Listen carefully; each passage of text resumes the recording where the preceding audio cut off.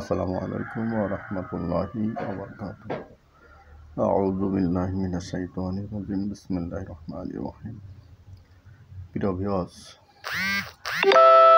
প্রতিদিনের ন্যায় আজকে আপনাদেরকে আমি একটি তদবির দেবো ইনশাআল্লাহ। যদি আপনারা গ্রহণ করেন উপকৃত হবেন। এই তদবিরটি হলো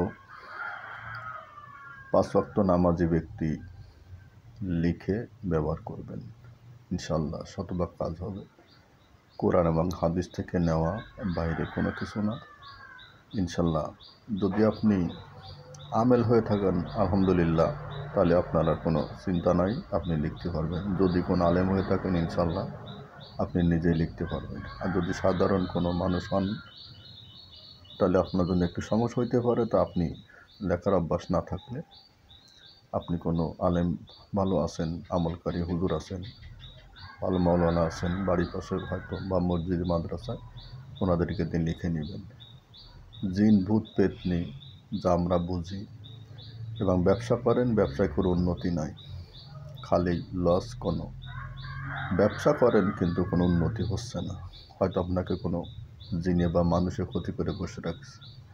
ইনশাল্লাহ এই তদবির দিলে যদি আপনি গ্রহণ করেন এবং নিজে লিখে যদি আপনি দোকানে অথবা নিজের শরীরে বেঁধে রাখেন, অথবা বাড়িতে যদি কোথাও বেঁধে রাখতে পারেন, ইনশাল্লাহ কোনো জিন এবং মানুষ আপনার 1 পয়সারও ক্ষতি করতে পারবেন ইনশাল্লাহ। যদি আপনার একিন থাকে, একিন থাকা লাগবে, একিন ছাড়া কিন্তু ভাই উপকার হয় না।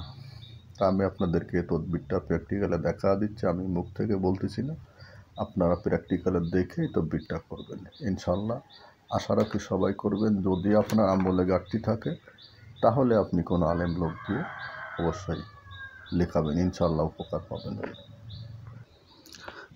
হ্যাঁ ভাই বন্ধুরা, দেখুন এবার এই তদবিরটি জিন ভূত দফের তদবির। নিম্নলিখিত দোয়াটি পড়িলে বা লিখিয়া সঙ্গে বা ঘরে বা দোকানে রাখিলে যাবতীয় রোগ এবং জিন ভূত ইত্যাদি উপদ্রব হইতে খোদার ফজলে রেহাই পাইবে এবং সকল মকসুদ পূর্ণ হইবে ইনশাআল্লাহ। এবং আরও বহু ফায়দা আছে।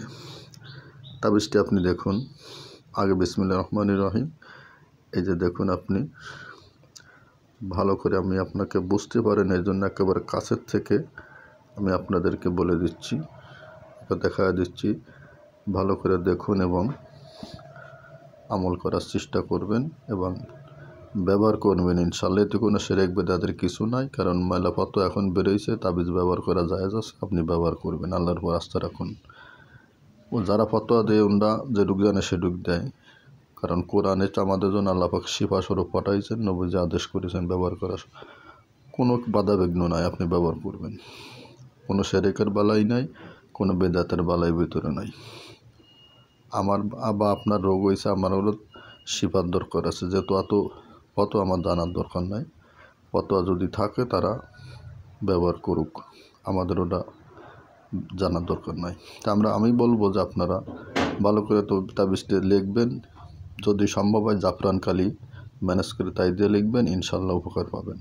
জাফরান কালি দিয়ে লিখলে, আর যদি পারেন বানের দোকানে যে একটু বলবেন বসপাতা দিতে, বসপাতা দিয়ে মাদলির ভিতরে ভালো করে দিয়ে রাখবেন, কারণ বসপাতা দিলে অনেক সময় সুত লাগে তাবিজে, সুত লাগে তাবিজ কেটে যায়। বসপাতা দিলে ইনশাল্লাহ যত দূর আমি জানি তাহলে আর আপনার তাবিজ সুত লাগবে না। তাই সবাই চেষ্টা করবেন ব্যবহার করার জন্য। সবাইকে ধন্যবাদ।